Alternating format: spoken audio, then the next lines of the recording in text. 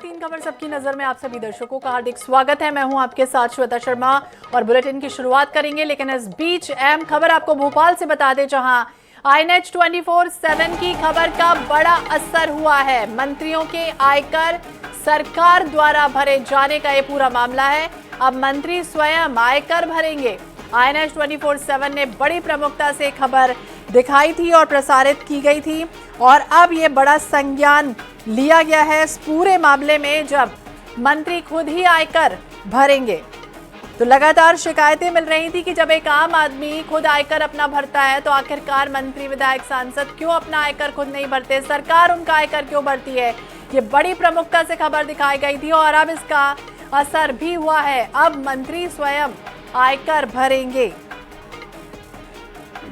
ज्यादा जानकारी के लिए बात करेंगे। भोपाल ब्यूरो चीफ अनुराग बालवी हमारे सहयोगी हमारे साथ जुड़ गए हैं।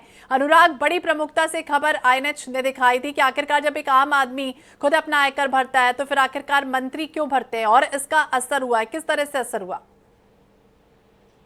देखिए, बिल्कुल अगर हम बताएं तो हम लगातार पिछले 3 दिनों से इस खबर पर बने हुए थे कि मध्य प्रदेश में 6 राज्य हैं देश के जहां पर मंत्री जो है अपने वेतन भत्तों का जो इनकम टैक्स है वो सरकार द्वारा भरवाते थे। इस कंडिका को लगातार मध्य प्रदेश के गजट में रखा गया था और यही कारण है कि हम देख रहे थे कि 2 दशकों से बकायदा मंत्रियों का आयकर जो है सरकार के द्वारा भरा जा रहा था। इस मुद्दे को INET 24/7 ने बहुत प्रमुखता से उठाया था और वहां पर अगर हम बात करें तो कहीं ना कहीं निश्चित रूप से इस बात के बाद में ये चर्चा जो है वो मंत्रिमंडल में हुई और आज कैबिनेट ने इस संदर्भ में जो है फैसला ले लिया। कैबिनेट ने खुद मुख्यमंत्री ने इस प्रस्ताव को रखा मंत्रियों के समक्ष कि हमको स्वयं इसमें जिम्मेदारी लेना चाहिए और ये जो वेतनमान जो है उस पर इनकम टैक्स मंत्री स्वयं वहन कर, जिसको सभी मंत्रियों ने सहमति दी और उसके बाद कैबिनेट ने इस प्रस्ताव पर मोहर लगाई है। तो बकायदा मोहन कैबिनेट ने इस प्रस्ताव को मंजूरी दी है, जिसको हम लगातार मुद्दा बनाए हुए थे कि मंत्री अपने वेतन भत्तों का आयकर स्वयं क्यों नहीं भरते, लेकिन अब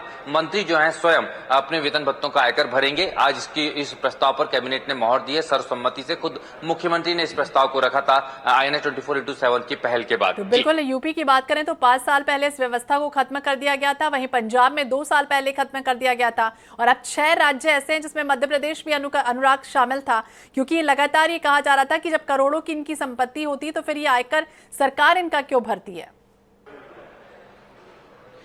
बिल्कुल, निश्चित रूप से कहीं ना कहीं जो बड़ी बात थी वो यही थी कि धीरे धीरे अलग अलग और बड़े राज्यों ने इस व्यवस्था को खत्म किया था, लेकिन मध्य प्रदेश उन राज्यों में शामिल था, बड़े राज्यों में जो इस व्यवस्था में शामिल था।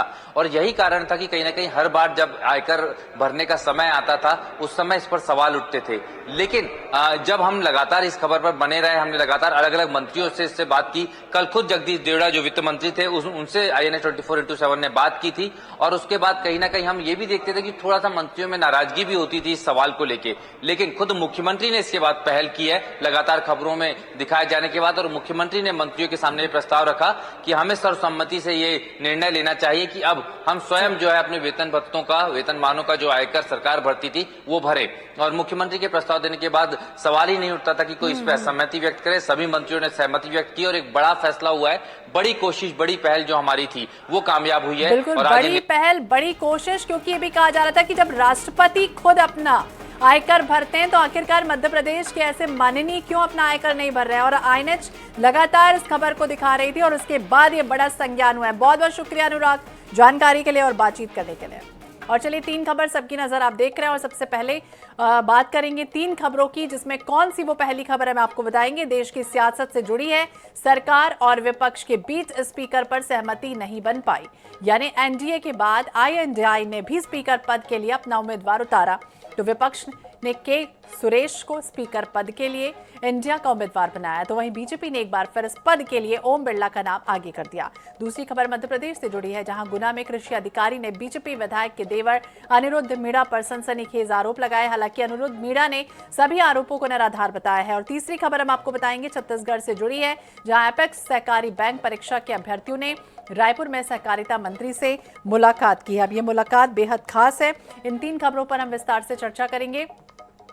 सबसे पहले शुरुआत करते हैं ओम बिरला वर्सेस के सुरेश की, यानी जिस तरह से आज सियासी घमासान मचाए लोकसभा स्पीकर के पद को लेकर सत्ता पक्ष, विपक्ष के बीच सहमति नहीं बन पाई और एनडीए की ओर से ओम बिरला ने नामांकन दाखिल कर दिया, तो वहीं विपक्ष के कैंडिडेट हैं के सुरेश, उन्होंने भी अपना नामांकन दाखिल कर दिया। यानी बुधवार को संसद में नए स्पीकर को लेकर चुनाव होगा। अब आंकड़ों को देखा जाए तो साफ तौर पर यह है कि स्पीकर पद पर चुनाव की स्थितियों में एनडीए का दावा मजबूत है, लेकिन आईएनडीआई अलायंस को लगता है कि उसके पास तो अपनी ताकत दिखाने का मौका है, इसलिए उसने डिप्टी स्पीकर का पद देने की शर्त ना पूरी होने पर कैंडिडेट ही उतार दिया। इसके साथ ही भारतीय लोकतंत्र के 72 सालों के इतिहास में अब ऐसा पहली बार होगा जब स्पीकर के पद पर चुनाव होगा। यानी इस स्थिति के लिए राहुल गांधी ने सरकार पर ही ठीकरा फोड़ दिया है। उन्होंने कहा है कि विपक्ष ने स्पीकर पद के लिए सरकार का समर्थन करने का फैसला लिया। हमारा ये कहना था कि आप डिप्टी स्पीकर का पद विपक्ष को दे दें, ऐसी परंपरा भी नहीं है। तो वहीं विपक्ष की ओर से उम्मीदवार उतारने पर पीयूष गोयल ने कहा कि हम शर्तों के आधार पर समर्थन की बात को खारिज करते हैं। ये भी कहा कि विपक्ष की ओर से शर्त के आधार पर समर्थन की बात कही जा रही थी, ऐसा लोकसभा की परंपरा में तो कभी हुआ नहीं था। लोकसभा स्पीकर या फिर डिप्टी स्पीकर किसी दल का नहीं होता, बल्कि पूरे सदन का ये होता है। ऐसे जहां तक खड़गे जी का प्रश्न है, एक सीनियर लीडर हैं, मैं उनका सम्मान करता हूं। कल से लेकर आज तक उनसे 3 बार हमारी बात। ऐसे जहां तक खड़गे जी का प्रश्न है, एक सीनियर लीडर हैं, मैं उनका सम्मान करता हूं। कल से लेकर आज तक उनसे 3 बार हमारी बात। देखिए, आज अखबार में लिखा है कि प्रधानमंत्री ने कहा है कि ऑपोजिशन को कंस्ट्रक्टिवली सरकार के साथ कोऑपरेट करना चाहिए। ऑपोजिशन ने क्लियरली कहा है, राजनाथ सिंह जी का खड़गे जी को फोन आया, राजनाथ सिंह जी ने खड़गे जी से कहा देखिए आप हमारे स्पीकर को सपोर्ट कीजिए। राजनाथ सिंह जी ने कल शाम कहा था कि वो खड़गे जी को कॉल रिटर्न करेंगे। अभी तक राजनाथ सिंह जी ने खड़गे जी का कॉल रिटर्न नहीं किया है। पहले लोकसभा का उपाध्यक्ष कौन होगा वो पहले तय करें, फिर अध्यक्ष के लिए समर्थन मिलेगा। इस प्रकार की राजनीति को हम की निंदा करते हैं और मुझे लगता है कि अच्छी परंपरा ये रहती कि लोकसभा निर्विरोध एक सर्वसम्मति से अध्यक्ष चुनता, तो लोकसभा की भी मर्यादा अच्छी रहती, सभी पक्ष का उसमें योगदान रहता और स्पीकर वैसे भी किसी सत्तारूढ़ पार्टी या विपक्ष का नहीं होता है, वो पूरे सदन का होता है। देखिए, सर्व सहमति से ये किसी पक्ष का ये चुनाव नहीं होता है। स्पीकर का जो पद है वो पूरे सदन के लिए होता है। ऐसे में आज़ादी के बाद मुझे तो नहीं याद कि इस तरीके के पद को लेकर चुनाव हो, पर जिस तरीके से विपक्ष की इस बार भूमिका रही है और शर्तों के साथ जिस तरीके से विपक्ष सामने आया है कि आप डिप्टी स्पीकर के पद पर सहमति कीजिए, जबकि हम सब लोग उसके लिए चर्चा के लिए तैयार थे, पर उसके बावजूद शर्त रखना, उस पर अड़ना और इस तरीके से अपनी भूमिका को निभाना मुझे नहीं लगता कि उचित है। बहरहाल जीत सुनिश्चित है, अगर चुनाव ऐसा होता भी है उसमें कहीं कोई शंका की बात नहीं है। और इसी विषय पर हम बातचीत करेंगे। हमारे साथ प्रेम कुमार जी, वरिष्ठ पत्रकार, जुड़ गए हैं। प्रेम कुमार जी, बहुत बहुत स्वागत है आपका INS 24/7 पर। और जिस तरह से हम चर्चा कर रहे हैं स्पीकर के चुनाव के लिए, तो बड़ा अहम पद पीठासीन अधिकारी का, लेकिन एनडीए और INDI में बात नहीं बन रही, सहमति नहीं बन रही, और अब ऐसा 72 सालों के इतिहास में पहली बार होने जा रहा है जब चुनाव की प्रक्रिया अपनाई जाएगी। क्या समझें, क्या कुछ होने वाला है? क्योंकि इस बार अगर हम देखें 2014 के बाद, तो विपक्ष पूरी मजबूती के साथ है।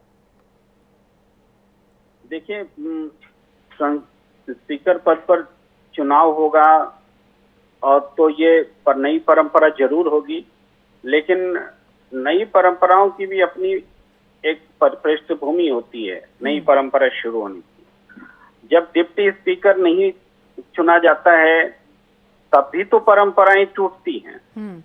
और डिप्टी स्पीकर को लेकर आप चर्चा करेंगे, हाँ, बातचीत करेंगे। क्यों बातचीत करेंगे? डिप्टी स्पीकर भी तो डिफाइंड है, अपोजिशन को देना है, तो उसमें दिक्कत आ रही है बोलने के लिए कि हम अपोजिशन को देंगे। तो ये जो परिस्थिति है, इस परिस्थिति में मुझे लगता है कि राजनीति का आईना है कि सत्ता पक्ष झुकने को तैयार नहीं है, तो विपक्ष जिसको जनता ने अब और मजबूत बनाया है, यानी जनता को भी इस अड़ियल रवैये से के सामने लड़ाई करने के लिए विपक्ष को ताकत दी है जनता ने। तो जनता उस ताकत के साथ खड़ी है। प्रेम कुमार जी, आखिरकार ये भी आपसे समझना चाहेंगे, आखिरकार बात क्यों बिगड़ गई? क्योंकि अभी हाल ही में अगर हम बात करें, केंद्रीय मंत्री राजनाथ सिंह ने बात की केसी वेणुगोपाल से, तब ये कहते हुए नजर आए वेणुगोपाल जी कि कहीं ना कहीं पहले विपक्ष को डिप्टी स्पीकर का पद देना था, लेकिन उसके लिए कोई बातचीत ही नहीं हो रही। क्या यही वजह थी बात बिगड़ने की? देखिए, तकनीकी तौर पर देखें तो स्पीकर का चुनाव तो डिप्टी स्पीकर का चुनाव तो स्पीकर कराते हैं ना जी। तो वैसे तो बोल सकते हैं कि स्पीकर तय होगा, वो तय करेंगे डिप्टी स्पीकर का चुनाव होना है, उसके बाद हम इस पर बात करेंगे। लेकिन जब मालूम है कि वो चुनाव होना ही है तो चुनाव नहीं कराना गलत होता है, जो पिछले सदन में हमने देखा। और इस सदन में आपको भरोसा तो देना चाहिए कि नहीं, इस सदन में चुनाव होगा और अपोजिशन को ये पोस्ट मिलेगा। तो जब ये भरोसा नहीं मिल रहा है तो आप केवल समर्थन लेना चाहते हैं, समर्थन देना नहीं चाहते हैं। यहीं पर तो उलझी है बात, और ये बात दोनों पक्ष बिल्कुल उलझती हुई बात नजर आई। और अब चुनाव होगा। बहुत बहुत शुक्रिया प्रेम कुमार जी बातचीत करने के लिए।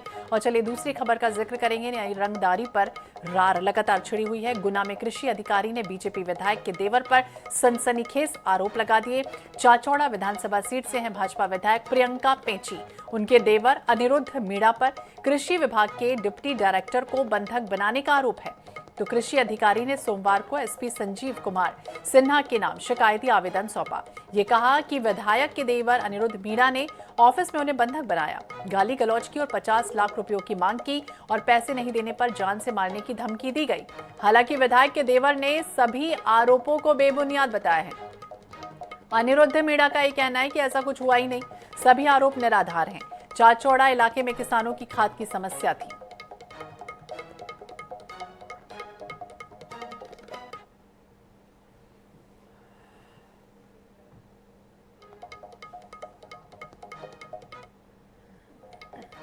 बंधक बना लिया और बुरी तरह से सभी प्रशासनिक अधिकारियों को गाली दी, प्रशासन को गाली दी, मुझे माँ बहन की गालियाँ दी और लगभग 40 मिनट तक मेरा लगभग अपहरण करके रखा गया और मुझे नहीं जाने दिया और मेरे से खड़ी डाली। 50 लाख रुपए की मांग की है कि आप जल्दी से जल्दी 50 लाख रुपए पहुंचा दें, नहीं तो आप जिंदा नहीं बचेंगे, जान से मारने की धमकी दी। इंटेंशन तो जो मेरे को समझ में आ रहा है वो एक ही है, अड़ीबाजी का, कि मुझे चुनाव में मेरे करोड़ों रुपए खर्च हो गए हैं तो उसकी भरपाई करना है और आप 50 लाख रुपए दीजिए। सुना आपने क्या कुछ आरोप लगे हैं। पूर्व सीएम दिग्विजय सिंह का भी पोस्ट इसमें सामने आया है। विनोद कुशवाहा ज्यादा जानकारी के लिए हमारे सहयोगी हमारे साथ गुना से जुड़ गए हैं। विनोद, इस पूरे मामले को अगर हम समझें तो विधायक के देवर पर आरोप लगाए, कृषि अधिकारी ने लगाए, क्या पूरे मामले में सच्चाई है इस बाबत? इस मामले में जो कृषि उपचालक है अशोक को पता है, उन्होंने जो आरोप लगाए वो आरोप पर जो मीडिया के सामने आकर उन्होंने आरोप लगाया और उन्होंने लिखित शिकायत की। आरोप लगाने के बाद जब जानकारी उन लोगों को लगी तो उन्होंने खुद की पर्सनली मीडिया के सामने ना आते हुए एक ग्रुपों पे अपनी जो वीडियो है, बयान है, वो ग्रुपों पे वायरल कर दी। बट वो मीडिया के सामने आने से बचते हुए नजर आए। भाई इस जो मामला है उसमें आज उन लोगों ने एक चाचौड़ा का एजीएम उनके नाम पे एक आवेदन भी दिया है, जिस पर उन्होंने जो कृषि उप संचालक है अशोक उपाध्याय, उनके खिलाफ जो खाद है वो ब्लैक में बेचने का आरोप लगाया। भाई इस मामले में बात करें, दिग्विजय सिंह ने ट्वीट भी किए हैं कि आपके सरकार के अधिकारी इस तरीके से पिट रहे हैं, इस तरीके से उनको बंधक बनाया जा रहा है, कहाँ तक सही आप कार्रवाई क्यों नहीं करते? भाई जो पूर्व मुख्यमंत्री दिग्विजय सिंह उनके छोटे भाई लक्ष्मण सिंह जी ने भी बताया कि इस तरीके से जो हो रहा है कि लाडली बहना के नाम पे जो मध्य प्रदेश में सरकार बनी, उन्हीं की लाडली बहना के देवर और उनके सखा ने अपहरण करता निकले, इस तरीके के आरोप लगाए। भाई हमारे साथ अभी जो लक्ष्मण सिंह हैं वो भी हमारे साथ हैं। आइए जानते हैं कि उन तरीके से वो इस मामले में क्या कहना चाहते हैं। तो लक्ष्मण सिंह जी से हम बात करेंगे। जी हमारे साथ लक्ष्मण सिंह जी हैं, इनसे बात करेंगे कि जो आरोप लगाए कृषि उप संचालक ने किस तरीके से उनका अपहरण कर बंधक बनाया, तो क्या कहेंगे आप इस मामले में? और आरोप कोई कांग्रेस पार्टी नहीं लगा रही, हम नहीं लगा रहे। प्रदेश शासन का एक उप संचालक कृषि विभाग का लगा रहा है, जो 6 साल से आप पदस्थ है, वो लगा रहा है। आपका अपना कर्मचारी है, अधिकारी लगा रहा है। और ये सरकार का दायित्व है कि उसकी रक्षा करें। को जान से मारने की धमकी दी जा रही है और ये और कहा जा रहा है कि चुनाव में करोड़ों रुपए खर्च हो गए इसलिए हम वसूल करते हैं। ये कहा है? तो ये चुनाव में करोड़ों रुपए खर्च हुए, कैसे हुए? इनकम टैक्स विभाग में उनके पति हैं, इनकम टैक्स विभाग जवाब दे। उनका काम है काला धन रोकना, यहाँ तो काला धन धड़ल्ले से खर्च हो रहा है। भाई इस मामले में जो अनुरुद्ध जो मीना उनके देवर, उन्होंने बोला कि जो आरोप के लिए क्या कहें? ये बेबुनियाद में अब कांग्रेस नहीं लगा रही है। आप ये उप संचालक कृषि मध्य प्रदेश शासन के एक जवाबदार अधिकारी लगे और उनके कह रहे हैं, लिखित में दे चुके हैं, ये वो लगा रहे हैं। ये उनसे बात करें, प्रशासन जाने, प्रशासन को कार्रवाई करना चाहिए। इस मामले में कांग्रेस अब आगे क्या? कांग्रेस पार्टी ने हमारी बैठक में तय हुआ कि हम लोग एक अभी ज्ञापन देंगे जिलाधीश को और हम आशा करते हैं जिलाधीश उस पर कार्रवाई करें। अगर कार्रवाई नहीं करेंगे तो फिर हम इसको आंदोलन के रूप में पूरे प्रदेश में ले जाएंगे। बहुत गंभीर मामला। बहुत बहुत धन्यवाद। इस मामले में लक्ष्मण सिंह का कहना है कि बिल्कुल लक्ष्मण सिंह ये कह रहे हैं कि कांग्रेस आरोप नहीं लगा रही है, वो तो प्रदेश शासन का कृषि अधिकारी है, वो आरोप लगा रहा है। और हालांकि जो भी होगा इस पूरे मामले में कार्रवाई होनी चाहिए। बहुत बहुत शुक्रिया विनोद जानकारी के लिए और बातचीत करने के लिए।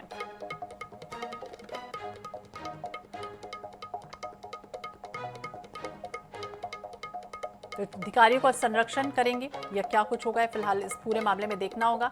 और चलिए नियुक्ति की गुहार यानी तीसरी खबर पर हम चर्चा करने जा रहे हैं। छत्तीसगढ़ की अपेक्स सहकारी बैंक में सेवा के लिए चयनित करीब 400 युवा पोस्टिंग के लिए भटक रहे हैं। दरअसल इन्हें चुनाव के ऐन पहले हुई भर्ती के कारण परेशान होना पड़ रहा है। इनकी भर्ती व्यावसायिक परीक्षा मंडल ने ली, लेकिन कांग्रेस शासन में हुई। अपेक्स बैंक में अब तक भर्ती प्रक्रिया जो है वो शुरू नहीं हुई है, जिसकी वजह से ये तमाम विद्यार्थी जो है इस मंत्री बंगले के सामने पहुंचे हुए हैं। आप देख सकते हैं केदार कश्यप का ये बंगला है, जहां पर ये अपनी मांगों को लेकर पहुंचे हुए हैं। और साफ तौर पर इनका कहना यही है कि इनकी मांगे जो है वो पूरी की जाए और इनका जो भर्ती प्रक्रिया है वो शुरू किया जाए। किस प्रकार से इनकी क्या कुछ मांगे हैं, कितने समय से ये मांगे लेकर आए हुए हैं, कहाँ से आए हैं, सीधे इनसे चर्चा करते हैं। आप लोग की मांगे अब तक पूरी नहीं हुई है, आश्वासन पे आश्वासन मिल रहा है, क्या लग रहा है तारीख पे तारीख वाली स्थिति आप? मैम वैसा ही हम लोग के साथ हो रहा है। विभागीय दिक्कत हम लोग को बहुत ज्यादा हो रहा है। मंत्री जी ने तो अपना अनुमोदन दे दिया है, तो हम लोग सिर्फ मंत्री जी से रिक्वेस्ट करना चाहते हैं कि जितना जल्दी से जल्दी हो सके हमारी भर्ती प्रक्रिया आगे बढ़ाए, क्योंकि हम लोग 7 से 8 बार इससे पहले भी मंत्री अधिकारियों से मिल जा चुके हैं। कि आपने खुद भी सुना इनका क्या कुछ कहना। आपको बता दें कि लंबे समय से इंतजार ये इनके द्वारा किया जा रहा है। अब तक अपेक्स सरकारी बैंक में जो है भर्ती प्रक्रिया शुरू नहीं होने की वजह से काफी ज्यादा आक्रोश जो है वो युवाओं में देखने को मिल रहा है। अब देखने वाली बात यह है कि किस प्रकार से सरकार इसे संज्ञान में लेती है और क्या कुछ आने वाले समय में निर्णय जो है इनके पक्ष में आता है। कैमरामैन अरुण के साथ दामनी बंजारे, INS 24/7 रायपुर। तो इस पूरे मामले में सरकार क्या निर्णय लेती है? भर्ती प्रक्रिया रुकी हुई है और अब देखना होगा क्या कुछ होता है। इसी के साथ इस बुलेटिन में फिलहाल इतना ही। बाकी अपडेट्स के लिए आप देखते रहिए INS 24/7। नमस्कार।